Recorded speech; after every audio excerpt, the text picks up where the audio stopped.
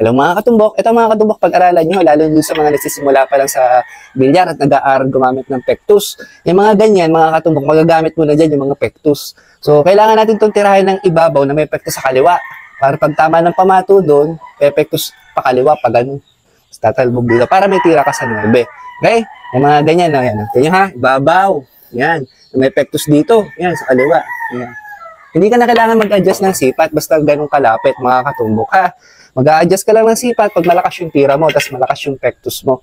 Okay? Pakiramdaman niya yung paggamit ng pectus, mga katumbok. Depende rin yan sa lakas ng tira, kung ano yung gagawin mong tira. At minsan, depende rin sa gamit mong tako, kung malakas yung deflection or mahina. Kaya ginagamay din yung mga tako, mga katumbok ha. Yung practicein nyo ha, yung mga ganito, sa mga beginners dyan. Kunyari, nagkaganan yung posisyon sa inyo, ganyan. Diba? Yan. So, kuridahin nyo, mga katumbok. Ibabaw, kaliwa. Kapag ganon. Okay, practicein nyo, mga katumbok ha.